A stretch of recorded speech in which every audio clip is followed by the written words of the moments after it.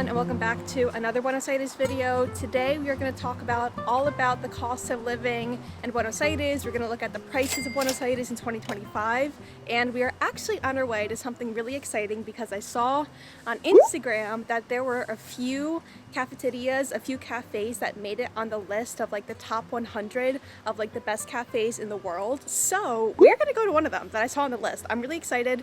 We are in Belgrano today, and we're gonna see if it's list worthy today or not.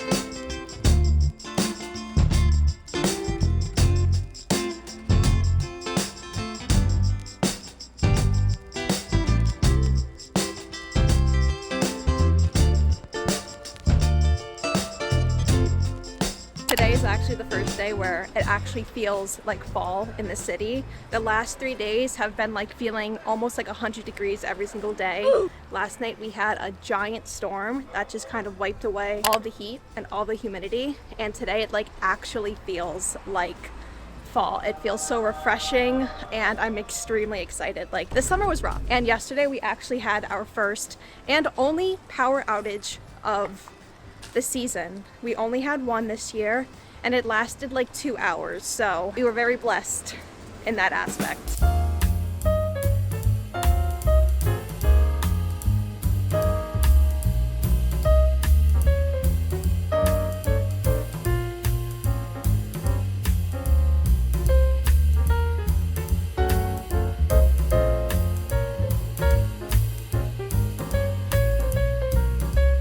And those were just some of the prices of like fruit and meats and things like that. We get actually most of our fruit from the fruterias, and I think they always have better fruit that actually tastes better, that's more affordable. So if you're coming here in Buenos Aires, you definitely have to check out the fruterias. It's actually fun because Michael goes to the fruterias more than I do to like get those things. But it's like cool, you can meet people, you get to know more people in your neighborhood, you get to like have those small conversations, and I think those small things, like those daily conversations and having the chats with the locals and things like that, like it makes your overall living experience so much more better.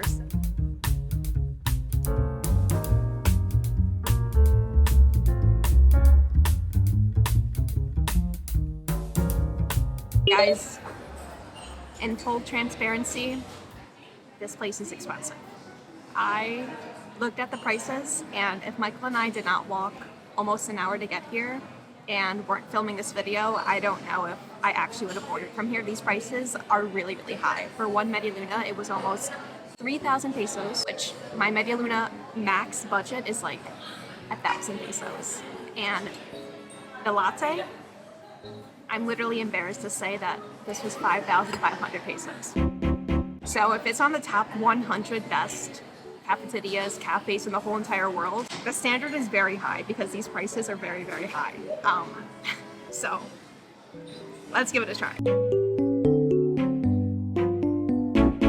It's giving croissant. I think I would give the media luna like a 6, maybe a 5. Maybe there's something else on the list that I'm not getting, but if I'm testing the quality of a cafe in Buenos Aires specifically, you have to get a latte, a coffee, a hot coffee drink, and you have to get a media luna. That's like the basic. It's like when you're testing the best pizza, you have to try it based on cheese pizza, like whatever the basic is. I always try the latte without adding in any sugar or sweetener because you may not need it. It definitely needs it, but from a first glance, it seems okay.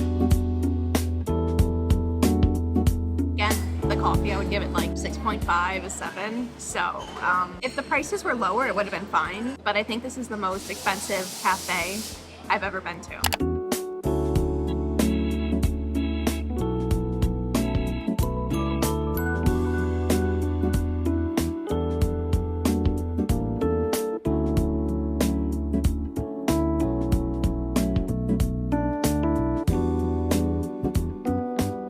Another thing that's very expensive here in Argentina are the books, like actual physical books.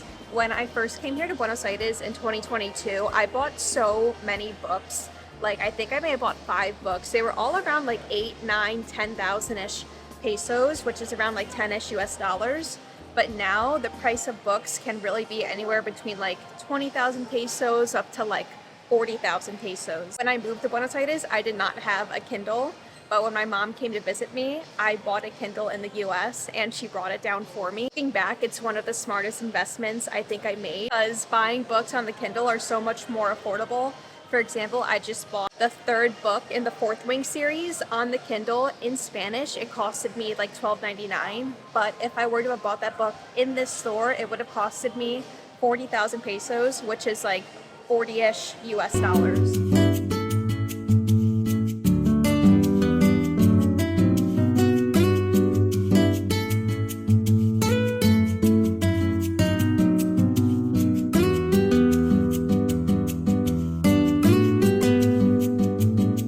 So we just got out of like a children's store with like, I don't know, squishmallows and action figures and toys and things like that for kids of all different ages. Imported items here are just so expensive. We saw just like toys and things like that for up to like 100,000 pesos, which is like almost 100 US dollars, which I personally would never spend that amount of money on a toy. They also have quotas prices, which are like payment prices, so you can lock in a price of like 3 quotas or 3 payments to be able to pay for that item, which in the US is a little bit different. Like, you don't go to the store and like for something small like that, for clothes or an action figure or a toy or something like that, or food, you just pay the regular price if you put it on your credit card, and then with your bank you pay interest and payments like that. But here you can go on a payment plan with the store, and then that will transfer to your credit or debit card or however you're paying. So it's a little bit different here, and I think that's how a lot of people pay here, is in quotas, in payments. Now we're gonna look at the price of clothes in a shopping mall in a shopping center. These prices don't look too bad. This is just for like a sporting store, and for shirts it's between 17 and 34,000 pesos. For pants, oh my gosh, up to almost 200,000 pesos. We're looking at a place right now, the t-shirts are all 20,000 pesos, which is like 20 USD. Shorts 35,000, which is some of the better prices I've seen so far. 20K for a t-shirt. It's okay. And here are some of the prices of shoes in a random shoe store and an athletic store. And honestly, I don't think that these shoe prices are too expensive. They're ranging anywhere between 75-ish thousand pesos, like 75-ish US dollars, and about 150 at the very max from what I saw today. And here are some examples of clothing items and their prices. Again, depending on the brand, some more expensive than others. This bag was 60,000 pesos, almost 60 USD. This fanny pack was 25,000 pesos too. But this soccer ball was like 200 US dollars, which is absolutely crazy. Out of this sport clothing store, which is called Sportline, and the prices in there, they were pretty typical for what I see around sports stores, because I go to the gym a lot, I work out a lot, so I'm always looking for new active clothing. The shoes actually seemed pretty affordable, between like 70-ish thousand pesos up to like 100 or maybe 150,000 pesos, which is like $150, depending on what you're getting, what you need the shoe for, what brand it's from. It's actually kind of similar, I think, to that of the US. And of course, if you go to like a bargain outlet store, you can get them for cheaper, things like that too. So I think the shoes on average are kind of okay, but if you ever go with like a Nike brand shoe, you're going to pay just way more. But I've actually gotten 2 shoes from here, from Jaguar, the brand in Argentina, and I really like them. They've been holding up for the last few months, and I paid like 40-ish thousand or 50-ish thousand pesos for each pair, and they've been lasting me for a really long time. It's always the clothing that is so expensive here, the imports on the clothing, regardless if it's Levi's or Nike or whatever the brand is. It's always like 2 to 3 times more expensive.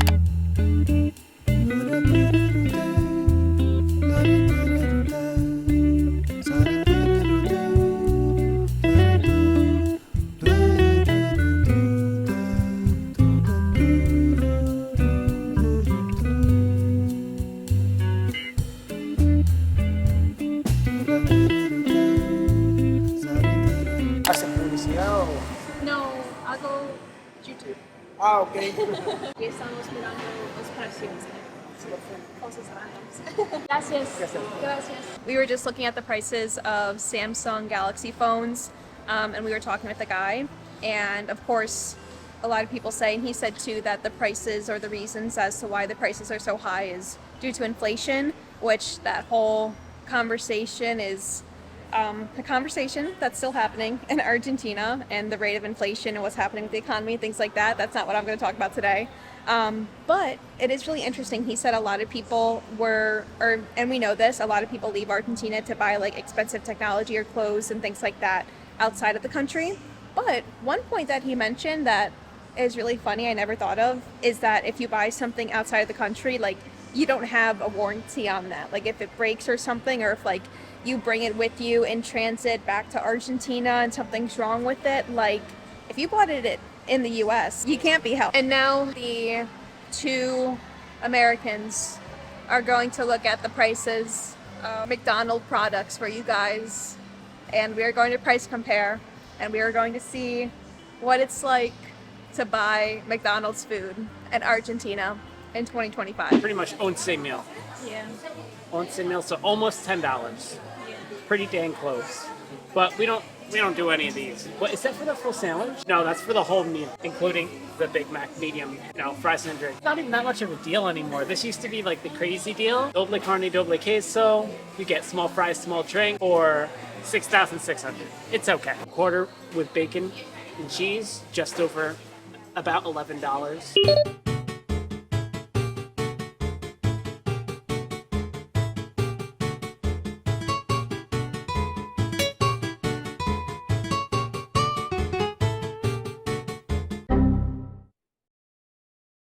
We're next to a very busy street, so I'm hoping that you can hear me. But right in front of us is a bunch of listings for like apartments to buy from Remax. Remax is a company that also exists in the US.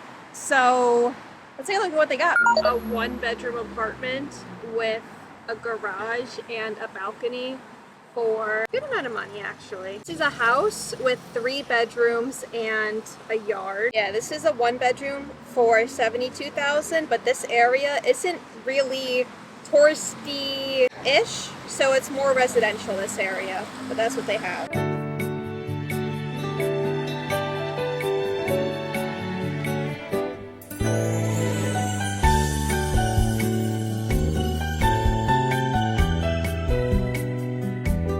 You guys probably know by now, but Michael and I rent, and we re-signed our place in December.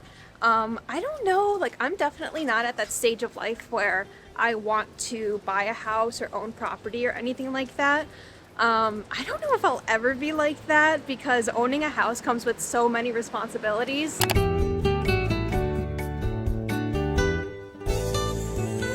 in a random Carrefour to look at some of the prices of food.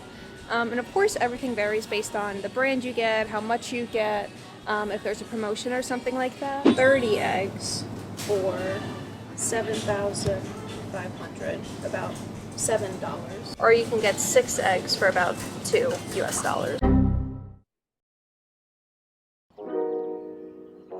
A few updates since that last clip that you've just seen, because I was asked politely to not film in 2 separate stores, and quite honestly I got a little bit frustrated. Like I did not want to film anymore, so I just have not picked up the camera for a few days, and now I'm feeling like better and I want to film again a little bit, because it's kind of frustrating from like my perspective when I want to film this video for you guys, but like I understand why a store would not want me to film. And as a side note, I wasn't filming people, I was filming like the products that they have, but they told me that I couldn't film, so then I just left. So we are at a brand new day. I just got done teaching actually, and it's like the perfect fall cozy weather, so I am drinking a hot coffee.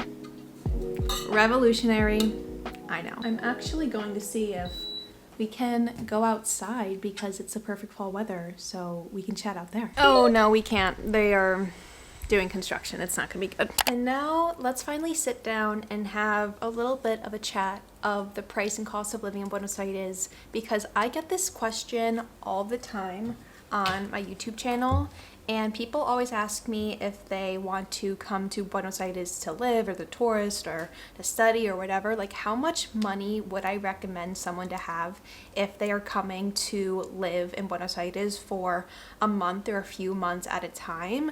And I want to be very realistic and stating that if you're coming here for touristy reasons, you're going to spend way much more money than you are if you are actually looking to live here. So all of these prices are for what I spend living here. Like, I'm not on a touristy budget. I'm not here like doing all of these extra fun, extracurricular entertainment things. I'm not eating at super nice restaurants. I would literally prefer like an 80-cent empanada on the street, and I oftentimes do that.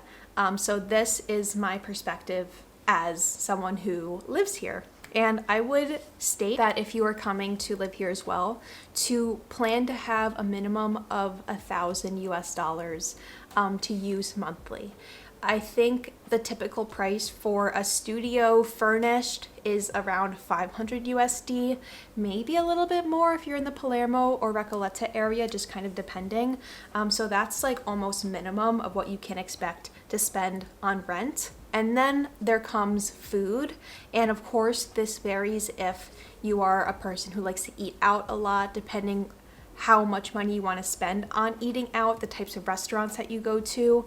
Me and Michael spend about 100,000 pesos, almost around 100 US dollars a week on groceries. We eat breakfast at home almost every single day of the week. We cook dinner at home at least 5 days a week. For lunch, we typically eat leftovers from the dinner the night before. So our food budget is really just for food throughout the week. And I would say when we go out, maybe weekly, we spend like 40-ish thousand pesos at the very max of us going out to eat. Like, I'm a very frugal person. Like, when I go out to eat, I'm perfectly fine with a cafe con leche with dos medialunas for like 5,000 pesos. I am not really frugal. It's just like, that's what I like. So I don't tend to go for expensive options, but that is just what me and Michael do. Or food. And again, if you want to eat out more, if you want to Rappi or Pedidos Ya things into your house more, budget for more. And also keep in mind that budget, 100,000 pesos a week, is between Michael and I. That's about what we spend weekly on groceries. For one person, I'd say cut that in half, about 50-ish thousand pesos. And then let's talk about transportation. I walk just about everywhere that I possibly can, but I would say I probably spend about $3-ish max on the public transportation weekly, because going on the public transportation system can cost you anywhere between 500 to 700 pesos, which is about 50-ish to 70 cents. And of course, if you're coming back, double that. And we don't typically take Ubers or DDs or things like that, but I would say an Uber to almost any part of the city within Caba, depending on like the time of day, if it's a feriado, if it's a weekend, it's probably around like 2,500 pesos up until like a very max of like 9-ish thousand pesos if you're going on a longer trip, maybe at the weekend time or at night or something like that. But I'd say typically we spend daily, like normal life living, anywhere between 2,500 pesos and like 5,000 pesos for a one-way trip for a DD or an Uber. So that's like $2.50 to like $5-ish one way, maybe up to like $10 max if there are not a lot of Ubers available and it's a very high need. So public transportation, we don't spend a lot. In New York, I was spending way too much money on car insurance. I was using a car that was so old, I would have to put new tires on my car like literally 3 times a year. That's how bad my car problem was, because my car would literally just like make the tires of my car flat. So I would consistently have to put in money for my car because it was a used car. And when I sold that thing, I was so happy that I never had to drive a car again. I do not anticipate buying a car here. Maybe one day. Me and Michael have thought about possibly renting a car and doing like a day trip or a week trip or something outside of Caba, and being able to bring Max and Poca with us and having that experience too, but that may be like way into the future. I'm a little bit scared of driving in Caba. Probably when I get out it wouldn't be that bad, but like in Caba, that's another story. Something that's really common now that I forgot to mention before with renting is the price of services. So with our rent in particular, what is included is the water, and we pay half of the gas, we pay separately electricity, which runs us anywhere between 15,000 pesos up until like 30,000 pesos. And this is coming from the summer months. And I mentioned this before in a YouTube short, and people really were surprised that we only spend that much on electricity.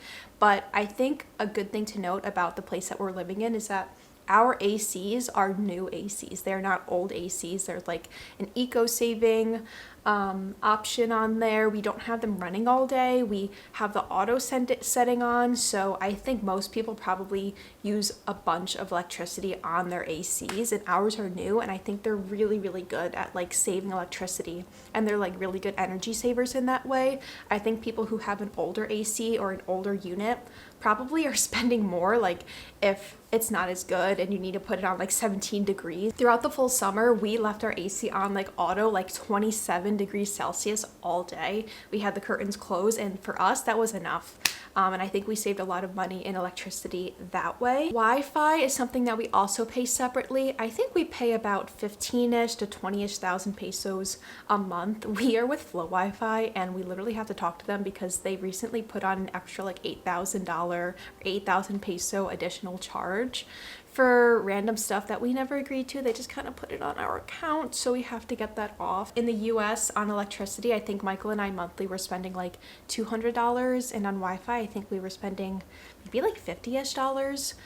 So again, the difference is huge in that aspect as well. And in rent in New York, Michael and I were paying close to $2,000 in rent. Mind you, all of these expenses are things that we split, but still $2,000 versus what we're paying now is a pretty big, substantial difference. But I would say with our groceries, we are spending almost the same amount on groceries weekly as we were in the US. I would say a little bit less, maybe like $20 to $30 less, but we eat in so much.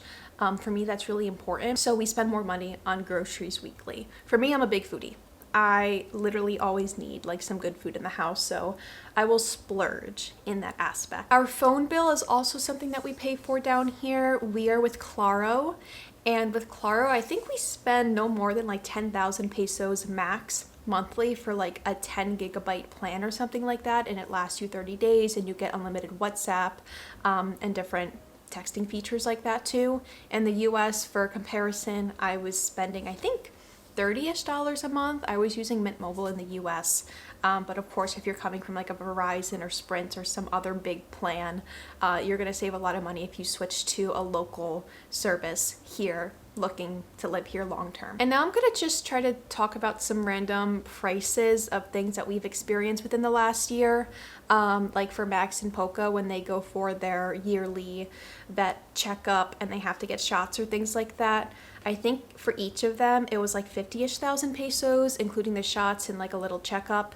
In the US, that would run us no less than like $200. And to talk briefly about the price of clothing, I would say the US has more affordable options. It's one of the things that I really miss about the US, is being able to just like walk into a store that I know and feel comfortable with, and just being able to like pick something off the rack and being able to buy it, and generally knowing like the prices of one brand versus another brand. Here, I will always recommend La Uche as a brand. It's one of the brands that I have become more used to really, really quickly, and I think their prices are really fair. For example, this is a shirt that I'm wearing from La Uche. I think it costed me like 8,000 pesos, like no more than $8. But if you're looking to buy Nike, Levi's, or those expensive types of brands that we talked about before, it's like 3 to 4 times the price. I wouldn't recommend it at all. And that lines up with technology too. Overall, the prices of phones here, like Samsung phones, actually seem like pretty affordable. But like the prices of like other random technological items, like a TV or a microwave, kitchen appliances, like all that stuff is so incredibly expensive. Like we bought our microwave on Facebook Marketplace, or I think it was WhatsApp Marketplace, for like 20,000 pesos, and it is used. Like we really actually shouldn't even be using it anymore. But the price of a new microwave is like $200 minimum. It's mind-blowing. So we are sticking with this microwave until we can't anymore. We're sticking with our washer until we can't anymore. Just the prices of technology here is so expensive. I would actually really recommend you to try to find used stuff if you can, but buying stuff used here is also another headache in itself because there are so many scammers. is crazy. It is mind-boggling. Also random like medical things we've had done. I've had a tooth extracted, and I had like a cleaning that costed me together like 80,000 pesos, like close to 80-ish or 80 US dollars. Michael and I recently had to go to get our apto medico, which is like a form that says we can go to the gym. You have to get this yearly for gyms in Cabo. I'm not sure if it's all in Argentina, but in Cabo definitely. We had to pay 25,000 pesos, close to 25 US dollars for that. Last year it was like half the price, which is a little bit annoying because monthly we're spending 50-ish thousand pesos on the gym membership, which is close to 50-ish US dollars. But it kind of stinks that once a year you have to spend more money to get your apto medico. But something that's different here, like if you're used to Planet Fitness, in Planet Fitness you also have to pay a yearly extra fee. It's kind of like paying a yearly extra fee here, and like you get your health checked out. But I feel like the gym should offer like apto medico services for free if you're using it. I feel like that just would be really, really good. And one thing that I feel like a lot of people as a touristy or like a new person arriving to Buenos Aires would be to spend extra money on entertainment and things like that. I personally like love free entertainment. For me, I like love like just walking around the city, exploring a new place, having a picnic in the park, or going to a bookstore, or just like trying a cafe in a new coffee spot. Like those things, like free entertainment or like really low cost entertainment for me is perfect. Once in a while, Michael and I will go to the movies. I'd say movie price tickets are about 7-ish thousand pesos, which is like 7 US dollars. But like we don't really go out. Like if you're into nightlife culture and if you're looking for like nighttime activity advices, I'm so sorry, this channel is not for you. But there are other channels out there that will talk about that, but that's just not me. But yeah, like the prices of like a tango show, or I don't know, something very Argentine and traditional, or like going out to like, I don't know, a boliche or something like that, or like the price of drinks or things like that. Like I literally have no idea. I imagine it's more expensive than some of the prices I'm telling you about right now. But I would imagine that it's probably still cheaper if you're coming from like the US or something like that. But I'm so sorry, I just literally don't know.